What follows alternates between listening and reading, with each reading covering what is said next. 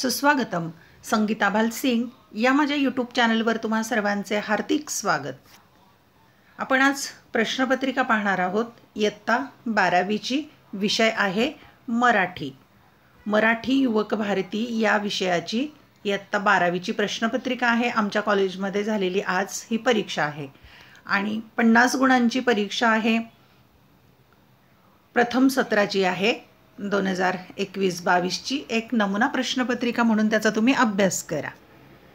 चला तर पाहूया 50 गुणांच्यासाठी कशा प्रकारे प्रश्न आलेले आहेत. विभाग पहिला आहे, गुण आहेत त्याला 16 गुणांचा पहिला विभाग आहे. कृती अ क्रमांक आहे. पहिली कृती अ. खालील उतार्याच्या आधारे सूचनेनुसार कृती करा आणि त्याला 8 गुण आहेत. अ कृतीला 8 गुण आहेत. कृती दिलेली आहे त्यातली पहिली कृती करा. वाहनाचा वेग अनिवार्य झाला तर, आणि इथे आपल्याला 2 उत्तरं लिहायची, पण परिच्छेद आपण पुढच्या स्लाईडवर आहे तो वाचून मग उत्तरं लिहू. क्रमांक 2 चौकट पूर्ण करा. वाहनधारकांची व्यथा इथे उत्तर लिहायचं आहे आणि रात्री विलक्षण वेगाने धावणारी गाडी इथे उत्तर लिहायचं आहे. म्हणजे पहिल्या कृतीला 2 गुण आहेत आणि या दुसऱ्या कृतीला 2 गुण आहेत. आता याची उत्तर आपल्याला परिच्छेदात सोडवायचे आहेत. पहा, आपण कृती वाचून घ्यायची अगोदर आणि नंतर परिच्छेद वाचायचा आहे, मग आपल्याला नक्कीच उत्तर सापडेल. वाहन हे वेळ वाचवण्यासाठी असते, ते वेळ घालवण्यासाठी नसते. त्याचा वेग बेताचा असणे अगत्याचे असते. माणसे चालू आणि पळूही शकतात, पण रस्त्याने कोणी चालण्याऐवजी पळू लागला तर त्याचे कौतुक करावे का? अपेक्षित स्थळी वेळेवर पोचता येईल अशा बेताने वाहने चालवण्याऐवजी उगाचच भरधाव वेगाने चालवण्यात औचित्य ते कोणते? वाहनाचा वेग वाढला म्हणजे त्याच्यावरचा ताबा कमी होतो. पुढचे वाहन मागे टाकून पुढे जाण्याच्या हव्यासामुळे अनेक अपघात होतात. रात्रीच्या वेळी विलक्षण वेगाने धावणारी ही गाडी रातराणी म्हटली जाते. रात्री भरधाव वेगाने प्रवास करून पार पाडावीत एवढी महत्त्वाची कामे दरवेळी असतात का? वाहनाचा वेग अनिवार्य झाला तर चित्ताची व्यग्रता वाढते. डोळ्यांवर, मनांवर, शरीरावर ताण पडतो. शरीरभर अनावश्यक स्पंदने निर्माण होतात. हादरे बसून मज्जातंतू आणि मणके कमकुवत होतात. कमरेची आणि पाठीची दुखणी ही वाहनधारकांची व्यथा असते. बसणे, उठणे, चढणे, उतरणे, चालणे, पळणे, वर खाली पाहणे या मुक्त हालचालींचे संगीत विसरून स्वतःला वाहनाशी जखडून ठेवणे आणि वाहनाचा वेग अंगीकारून आपल्या शरीर व्यापारात अडथळे निर्माण करणे हे धोरण निसर्गविरोधी आहे. आरोग्याची हानी करणारे आहे. वाढता वेग म्हणजे ताण. जीवनातले ताणतणाव वाढवून पोचणार तरी कोठे? आपले स्वत्व आणि स्वस्थता हिरावून घेणारा अस्वाभाविक वेग कमी करणे हे आपले कर्तव्य आहे. उगाच भावविवश होऊन वेगवश होऊ नये. अनाठायी वेगामुळे पोचण्यापूर्वीच अंत होण्याची शक्यता वाढते. आता आपण परिच्छेद वाचलेला आहे, त्याची कृती आणि त्याची उत्तरं आपण पाहूया. मागच्या स्लाईडवर दिलेली आहेत ती पाहूया आपण उत्तरं. आपल्याला आता उत्तरं पाहायची. कृती पहिली आहे वाहनाचा वेग अनिवार्य झाला तर. याचं उत्तर काय येणार आहे? वाहनाचा वेग अनिवार्य झाला तर इथे दिलेला आहे. वाहनाचा वेग अनिवार्य झाला तर त्याचं उत्तर आपण पाहूया मार्किंग करून. दुसऱ्या परिच्छेदात दिलेला आहे वाहनाचा वेग अनिवार्य झाला तर. 2 बाण दाखवले आहेत, मग तिथे लिहायचं चित्ताची व्यग्रता वाढते, डोळ्यावर, मनावर, शरीरावर ताण पडतो. हे 2 लिहिलं तरी चालेल, पण आणखी उत्तर आहे त्याचं. शरीरभर अनावश्यक स्पंदने निर्माण होतात. हादरे बसून मज्जातंतू आणि मणके कमकुवत होतात. एवढंच लिहायचं उत्तर. नंतर पुढची कृती पाहूया. वाहनधारकांची व्यथा, त्याचं उत्तर पाहूया. इथे त्याच्या पुढेच उत्तर आहे पहा. वाहनधारकांची व्यथा, कमरेची आणि पाठीची दुखणी ही वाहनधारकांची व्यथा असते. याला 2 गुण आहेत. पुढची कृती आहे रात्री विलक्षण धावणारी गाडी रातराणी. इथे पॅरेग्राफमध्ये आलेलं आहे परिच्छेदामध्ये रातराणी. अशा प्रकारे आपले 2 आणि 2 4 गुणांच्या कृती सोडवून झाल्या. पुढच्या कृती पाहूया. आता स्वमत अभिव्यक्तीच्या कृती असतात. तिसरा स्वमत अभिव्यक्तीच्या कृती आहे. वाहनाच्या अतिव्यापाराने शरीर व्यापारात अडथळे निर्माण होतात. तुमचे मत सुधारण लिहा. 4 गुणांचा प्रश्न आहे आणि याला किंवा आहे. किंवा म्हणजे दोन्हीपैकी एकच लिहायचं आहे. वाहन चालवत असताना कोणती काळजी घ्यावी हे तुमच्या शब्दात लिहा. हे तुम्ही स्वतःच्या शब्दात लिहायचं आहे. स्वमत आणि अभिव्यक्ती याची उत्तरं मात्र मी घेतलेली नाही आहेत, कारण व्हिडिओ फार मोठा होईल. म्हणून आपण छोट्या कृती सोडवूया. पुढची कृती घेतलेली आहे क्रमांक आची कृती घेतलेली आहे. याच्यामध्ये पाहूया आपण. गद्यच आहे. खालील उतार्याच्या आधारे सूचनेनुसार कृती करा. त्याला 8 गुण आहेत आ कृतीला, आणि त्यातले चौकटी पूर्ण करा ही पहिली कृती आहे. त्याला 4 गुण आहेत. 4 चौकटी 4 उत्तरं लिहायची. श्रावणी पौर्णिमा म्हणजे त्याचं उत्तर इथे लिहायचं. लेखिकेच्या बरोबरच्या सदस्यांची संख्या किती होती ती लिहायची. यामुळे राखीचा सन्मान होईल इथे उत्तर लिहायचं आहे. रक्षाबंधनासाठी निवडलेले ठिकाण इथे उत्तर लिहायचं. आता आपण परिच्छेद कोणता आहे ते पाहूया. वीरांना सलामीमधलं. ऑगस्ट महिन्यात श्रावण असतो, आणि श्रावण म्हणजे राखी पौर्णिमा, सगळ्यांचा आवडता सण. त्या राखीच्या एका धाग्यानं बहीण भावाचं नातं कायमचं घट्ट राहतं. बहिणीच्या भावावरील निरपेक्ष प्रेमाची आणि भावावरील तिच्या रक्षणाच्या जबाबदारीची ही भावनिक वीण आपल्या रक्षणकर्त्याला प्रत्यक्ष भेटून राखी बांधली, आशीर्वाद दिले तर आपली कृतज्ञता व्यक्त होईल आणि राखीचा सन्मान होईल. आमचं एकमत झालं आणि रक्षाबंधनाचा मुहूर्त साधून लोकांना घेऊन कारगिलला जायचं हे निश्चित ठरवलं. 24 जण आमच्याबरोबर यायला तयार झाले आणि सुरू झालं मिशन लडाख.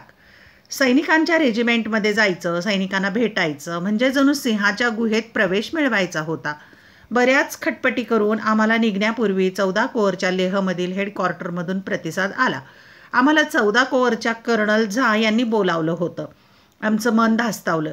सैन्यदलातील वरिष्ठ अधिकाऱ्यांशी त्यांच्या केबिनमध्ये जाऊन बोलायचं होतं, पण मनातील कित्येक प्रश्नांची भेंडोळी कर्नल झा यांच्या प्रसन्न व्यक्तिमत्वापुढे बाद झाली. तुम्ही लष्कराचं मनोबळ खूप वाढवत आहात अशी पाठीवर थाप मिळाली, आणि निघताना दारापर्यंत सोडायला आल्यावर कर्नल झा हातात हात घेऊन म्हणाले, विसरू नका, वन्स कनेक्टेड ऑलवेज कनेक्टेड. त्यांचा शब्द त्यांनी पुढील वर्षी आणि थेट 10 वर्षांनीही पाळला. अरुणाचलमध्ये भारत चीन सीमेवर भेटून पँगॉंग लेकच्या अलीकडे एका रेजिमेंटला आम्ही भेट देणार होतो. मी रेजिमेंट बाहेरच्या आर्मीच्या फोनवरून मला सांगितलेल्या व्यक्तीशी बोलले. आमचा कॅनवाय मोठ्या गेटमधून आत गेला. चकाचक स्वच्छ रस्ते, क्रूकट केलेले सैनिक, वातावरणात सुद्धा अदब आणि एका मस्त मोकळ्या जागेत ओळीनं मांडलेल्या खुर्च्या, आवर्जून हस्तांदोलन करणारी मुलं आणि कमालीचं आतिथ्य, सारंच स्वप्नवत. आता यावरील आपण कृती पाहूया मागच्या स्लाईडवर गेलेल्या. पहा, चौकटी पूर्ण करायला सांगितल्या. श्रावणी पौर्णिमा म्हणजे काय, तर इथं उत्तर होतं राखी पौर्णिमा. लेखिकेच्या बरोबरच्या सदस्यांची संख्या 24 होती. यामुळे राखीचा सन्मान होईल. कशामुळे होईल, तर सैनिकांना प्रत्यक्ष भेटून राखी बांधली, आशीर्वाद दिले तर आपली कृतज्ञता व्यक्त होईल आणि राखीचा सन्मान होईल. ते दिलेलं आहे परिच्छेदात उत्तर. रक्षाबंधनासाठी निवडलेले ठिकाण कारगिल किंवा मिशन लडाख, कारगिल लिहिलं तरी चालेल. आणखी कृती आहेत यावर. स्वमत आणि अभिव्यक्तीची दुसरी कृती आहे. 4 गुण आहेत त्याला. सैनिकांच्या रेजिमेंटमध्ये जायचं, सैनिकांना भेटायचं म्हणजे जणू सिंहाच्या गुहेत प्रवेश मिळवायचा. या विधानाचा तुम्हाला कळलेला अर्थ लिहा, किंवा दोन्हीपैकी एकच लिहायचं आहे. सैनिकी जीवन आणि सामान्य नागरिकांचे जीवन यांची तुलना तुमच्या शब्दात करा. हे उत्तर तुम्ही लिहायचं आहे 4 गुणांच्या साठी. विभाग 2 पद्य आहे. 12 गुणांचा आहे. हा कवितेवर 12 गुण आहेत. कृती क्रमांक 2. खालील कवितेच्या आधारे सूचनेनुसार कृती करा. त्याला 6 गुण आहेत. पहा, सूचनेनुसार कृती करा. 6 नाही 8 गुण आहेत त्याला. हे 8 आहेत. त्यामध्ये पहिली आहे जोड्या लावा. त्याला 3 गुण आहेत. अ गट दिलाय आणि ब गट दिलाय. 1 माणसांची मध्यरात्र, 2 मध्यरात्री हिंडणारा सूर्य, माझा पेटण्याचा सोहळा, आणि ब गटात नैराश्यातील आशेचा किरण, इतरांवर होणाऱ्या अन्यायाविरुद्ध पेटून उठण्याची वृत्ती आणि माणसाच्या आयुष्यातील नैराश्य. आणि दुसरी कृती आहे कवितेतील यमक साधणारे शब्द म्हणजे रायमिंग वर्ड्स. कवितेतले 1 गुण आहे. 2 जोड्या लिहायच्या तिथे. आता आपण कविता कोणती आहे ती पाहूया. कविता आहे रंग माझा वेगळा, सुरेश भटांची गझल. रंगुणी रंगात साऱ्या, रंग माझा वेगळा, गुंतुनी गुंत्यात साऱ्या, पाय माझा मोकळा. कोण जाणे कोठून या सावल्या आल्या पुढे, मी असा की लागती या सावल्यांच्या ही जळा. राहती माझ्या सवेही आसवे गीतांपरी, हे कशाचे दुःख ज्याला लागला माझा लळा. कोणत्या काळी कळेना मी जगाया लागलो, अन कुठे आयुष्य गेले कापुनी माझा गळा. सांगती तात्पर्य माझे सारख्या खोट्या दिशा, चालणारा पांगळा आणि पाहणारा आंधळा, माणसांच्या मध्यरात्री हिंडणारा सूर्य मी, माझी यासाठी न माझा पेटण्याचा सोहळा. आता या कवितेमध्ये यमक असणारे जे शब्द आहेत ते पाहूया आपण. वेगळा, मोकळा, झळा, लळा, गळा आणि आंधळा, सोहळा, अशा प्रकारे या कृतीमध्ये लिहायचे मग रायमिंग वर्ड्स पण. आता पहा, माणसांची मध्यरात्र, याचा अर्थ माणसाच्या आयुष्यातील नैराश्य. 2, मध्यरात्री हिंडणारा सूर्य म्हणजे नैराश्यातील आशेचा किरण. आणि 3, माझा पेटण्याचा सोहळा म्हणजे इतरांवर होणाऱ्या अन्यायाविरुद्ध पेटून उठण्याची वृत्ती. आणि रायमिंग वर्ड्समध्ये इथे लिहायचं वेगळा, मोकळा किंवा लळा, गळा, झळा, आंधळा, सोहळा असे रायमिंग वर्ड्स लिहायचे. हे झाले 3 आणि 4 गुण. यानंतर आपण पुढची याच कवितेवरील कृती काय दिलेली आहे पाहूया आपण. अभिव्यक्ती आहे ती आहे 4 गुणांच्यासाठी. समाजात स्वतःचे वेगळेपण जपण्यासाठी प्रयत्न करावे लागतात, सोदाहरण स्पष्ट करा. आणि त्यामध्ये दुसरी कृती आहे खालील ओळींचा अर्थ लिहा, ती पण 4 गुणांच्यासाठी आहे. या विंचवाला उतारा, तमोगुण मागे सारा, सत्वगुण लावा अंगारा, विंचू इंगळे उतरे जरा. विंचू चावला या कवितेच्या 2 ओळी त्याचा अर्थ लिहायचा. आणि याला किंवा आहे. काळ्या आईला हिरवं गोंदते, बाई गोंदते या ओळीतील भाव सौंदर्य स्पष्ट करा. रोज मातीत या कविते, दोन्हीपैकी एकच लिहायचं. 4 गुण याला आहेत. यानंतर विभाग 3 आहे साहित्य प्रकार कथा. त्याला 5 गुण निर्धारित केलेले आहेत. त्यातली कृती क्रमांक 3 खालील उतार्याच्या आधारे सूचनेनुसार कृती करा, 2 गुण आहेत. कथा शब्दाचा अर्थ लिहायचा या 2 चौकटीमध्ये. आणि दुसरी कृती आहे कथा म्हणजे काय ते लिहायचं इथे. उतारा आपण पाहूया कोणता दिलाय तो. प्रस्तावना, मनुष्य आपले अनुभव व कल्पना जेव्हा दुसऱ्याला सांगू लागला तेव्हाच त्याची गोष्ट झाली आणि त्यातून कथेचा जन्म झाला. कथा या शब्दाचा शब्दशः अर्थ गोष्ट, कहाणी, हकीकत, वर्णन असा आहे. आपल्याला एका कृतीचं उत्तर सापडलं. लक्षवेधी, सोप्या, सुटसुटीत आणि रसाळ शब्दात पूर्वी सांगितली गोष्ट जात असे. या श्रवण गोष्टीतून मनोरंजन व अप्रत्यक्षपणे बोध देण्याचा प्रयत्न होत असे. मौखिक परंपरेतून सुरू झालेल्या व लिखित स्वरूपात स्थिरावलेल्या कथा या वाङ्मय प्रकाराला उत्तरोत्तर लोकप्रियता लाभत गेली. कथ म्हणजे सांगणे, निवेदन करणे. कथा या मूळ धातूपासून कथा हा शब्द रूढ झाला आहे. भारतात कथा या साहित्य प्रकाराला फार मोठी परंपरा आहे. कथा म्हणजे प्रारंभी एखादी शिकवण देण्यासाठी, बोध देण्यासाठी कथालेखन केले गेले. नंतर मनोरंजन करण्यासाठी किंवा एखादा विचार, भावना, चित्ताकर्षक घटना वाचकांपर्यंत पोहोचवण्यासाठी कथा लिहिल्या जाऊ लागल्या. कथेत घटना असतात, कथानक असते, तिच्यात पात्रे असतात, स्थळ, काळ, वेळ यांचाही उल्लेख कथेत असतो. कथेच्या विषयानुसार तिच्यात विशिष्ट वातावरणही असते आणि समर्पक अशी निवेदन शैलीही असते. कथेतील पात्रांच्या परस्पर संबंधातून निर्माण झालेले ताणतणाव, संघर्ष, गुंतागुंतही कथेत असते. आणि या सर्वांचा एक उत्कर्ष बिंदूही क्लायमॅक्स असतो कथेत. अर्थात या सर्व घटकांनी युक्त अशा कथेला समर्पक शेवटही असतो, तसेच एक सुयोग्य आणि उत्तम शीर्षकही असते. थोडक्यात सांगायचे तर कथा म्हणजे, आता हे जे आहे पुढच्या ओळी उत्तर आहे. कथा म्हणजे एका विशिष्ट स्थलकाली पात्रांच्या परस्पर संबंधातून घडलेल्या घटनांचे एखाद्या विशिष्ट हेतूने केलेले उत्कंठावर्धक चित्रण म्हणजे कथा. अर्थात प्रत्येक कथेत हे सर्वच घटक असतीलच आणि त्यांचे प्रमाणही सारखे असेलच असे म्हणता येणार नाही. एखाद्या कथेत पात्रांना प्राधान्य असेल तर एखाद्या कथेत प्रसंगांना. कधी लेखकाचा दृष्टिकोन अधिक महत्त्वाचा असू शकतो तर एखादी कथा वातावरण निर्मितीचा हेतू लक्षात घेऊन लिहिली जाऊ शकते. तीच गोष्ट विचारांची आणि भावनांची असू शकते. थोडक्यात कथा म्हणजे केवळ प्रसंगाचे वर्णन नव्हे, केवळ व्यक्तीचे चित्रण नव्हे, निव्वळ दृष्टिकोन किंवा एकाच विचाराचा परिपोष नव्हे, तर कथा म्हणजे पात्रे, प्रसंग, संघर्ष, गुंतागुंत, वातावरण, विचार, भावना, निवेदन शैली अशा सर्वांचे एक सुसंघटित प्रकटीकरण होय. आणि यावरच आणखी कृती दिलेली आहे. खालीलपैकी कोणतीही एक कृती सोडवा. दोन्हीपैकी एकच कृती लिहायची आहे, दोन्ही कृती लिहायच्या नाहीत. आणि याला 3 गुण निश्चित केलेले आहेत. याला एकच लिहायचे 3.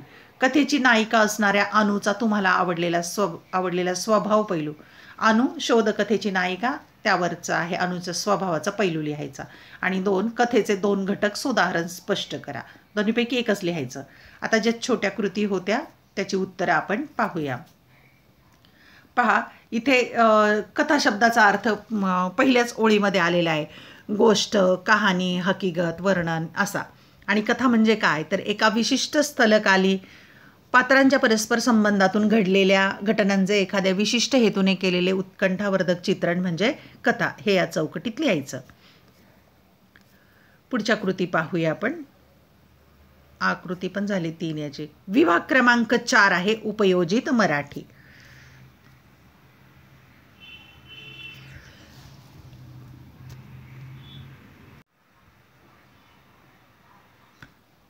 उपयोजित मराठीला गुण आहेत, 9 गुण आहेत पहा. त्यातली कृती क्रमांक 4 अ खालीलपैकी कोणत्याही 2 कृती सोडवा. त्याला 4 गुण आहेत आणि 4 दिलेले आहेत कृती, 2च सोडवायचे म्हणजे 2-2 गुणांना 1 कृती. 1 मुलाखत घेण्यामागील हेतू स्पष्ट करा. 2 मुलाखतीचे प्रकार स्पष्ट करा. 3 माहितीपत्रकाची गरज कोणकोणत्या क्षेत्रांना असते आणि 4 माहितीपत्रकाची 2 वैशिष्ट्ये स्पष्ट करा. 4 पैकी केवळ 2 सोडवा. 4 गुण आहेत. यानंतर आकृती आहे. खालीलपैकी कोणती एकच कृती सोडवायची आणि त्याला 5 गुण निर्धारित केलेत. आणि क्रमांक 1 खालील मुद्द्यांच्या आधारे मुलाखतीच्या स्वरूपाविषयी माहिती सविस्तर लिहा. आता पहा इथे असे डॅश डॅश करून काही मुद्दे दिलेत तर मुद्द्यांचं उत्तर लिहायचं नसून मुलाखतीचं जे स्वरूप आहे ते सलग लिहायचं. फक्त यात हे मुद्दे आले पाहिजेत. मुलाखत म्हणजे पूर्वनियोजन, तिघांचा सहभाग, स्वरूप विविधांगी, सांगण्यासारखे ऐकण्यासारखे आहे अशा व्यक्तींची मुलाखत. म्हणजे मुलाखतीचं स्वरूप लिहायचं आहे. 2 खालील मुद्द्यांच्या आधारे माहितीपत्रकाचे स्वरूप लिहायचं आहे. माहितीपत्रक म्हणजे जनमत आकर्षित करण्यासाठी. माहितीपत्रक हे अप्रत्यक्ष जाहिरातींचे कार्य. माहितीपत्रकाची आवश्यकता आणि माहितीपत्रकाची क्षेत्रे हे मुद्दे आहेत, त्यात उत्तरामध्ये आले पाहिजेत अशा अर्थाने लिहायचं. मुद्द्याचं स्वतंत्र वर्णन लिहायचं नाही. 5 गुणांच्यासाठी एकच प्रश्न आहे. यानंतर आहे विभाग क्रमांक 5 व्याकरण आणि त्याला 8 गुण निर्धारित केलेले आहेत. कृती क्रमांक 5 सूचनेनुसार कृती करा. 1 गुण आहे त्याला. 1 काल खूप पाऊस पडला या वरील विधानाचे प्रश्नार्थी वाक्य ओळखायचं. प्रश्नार्थक वाक्य ओळखणं सोपं आहे की प्रश्नचिन्ह दिलेलं असेल वाक्याच्या पुढे ते प्रश्नार्थक वाक्य सोपं ही खूण आहे. 1 काल कमी पाऊस पडला नाही. 2 काल काही कमी पाऊस पडला नाही. 3 काल काय कमी पाऊस पडला का. आणि 4 किती अफाट पाऊस पडला काल. आता हे तिसरं उत्तर जे आहे ते बरोबर आहे. ते प्रश्नचिन्ह आहे म्हणजे क्रमांक 3चं उत्तर आहे प्रश्नार्थी वाक्य. 2 सूचनेप्रमाणे कृती करा. 1 गुण आहे. तुम्ही कोणाशी वाईट बोलू नका. आता हे नकारार्थी वाक्य आहे, त्याचं होकारार्थी करायचं. तुम्ही सर्वांशी चांगले बोला अशा प्रकारे याचं होकारार्थी विरुद्ध अर्थाचा शब्द वापरून होकारार्थी वाक्य तयार होईल. क्रमांक 3 योग्य पर्याय निवडा. 1 गुण आहे. यथाशक्ती या सामासिक शब्दातील समास ओळखा. तो आहे अव्ययी भाव समास. पुढचा दिलेले आहे क्रमांक 4चा योग्य पर्याय निवडा. 1 गुण आहे. नवरात्र या सामासिक शब्दातील समास ओळखायचा आहे. 1 तत्पुरुष समास, 2 कर्मधारय समास, 3 अव्ययी भाव समास आणि याचं उत्तर आहे 4थं द्विगु समास. 5 योग्य पर्याय निवडा. 1 गुण आहे. कप्तानाने सैनिकांना सूचना दिली या वाक्यातील प्रयोग ओळखून लिहा. या वाक्यातला आहे कर्मणी प्रयोग आहे. 6 योग्य पर्याय निवडा. 1 गुण आहे. भावे प्रयोग असलेले वाक्य ओळखा. 1 आज लवकर सांजावले. त्याने कपाटात पुस्तक ठेवले. आम्ही अनेक किल्ले पाहिले. आणि पहिलं जे वाक्य आहे आज लवकर सांजावले हे आहे भावे प्रयोगाचं वाक्य. यानंतर 7 हुलकावण्या देणे या वाक्प्रचाराचा अर्थ खालील पर्यायातून ओळखून लिहा. 1 वाक्प्रचार दिलाय त्याचा अर्थ ओळखायचा आहे. 1 फरक नसणे, 2 चकवणे, 3 निरुपाय होणे आणि 4 विश्वासघात करणे. याचं उत्तर आहे चकवणे. हुलकावणी देणे, चकवणे, फसवणे. 8 खालील काव्यपंक्तीतील उपमेय ओळखा. न हे वदन चंद्रमा शरदीचा गमे केवळ. यातील उपमेय आहे वदन. वदन हे याचं उत्तर आहे. वदन आणि चंद्रमा उपमान. वदन उपमेय याला 1 गुण आहे. 1 गुणाचा. अशा प्रकारे व्याकरणाला 8 गुण असतील. धन्यवाद. व्हिडिओ लेक्चर आवडल्यास चॅनल सबस्क्राईब करायला आणि बेल आयकॉन प्रेस करायला विसरू नका. अभ्यासासाठी शुभेच्छा.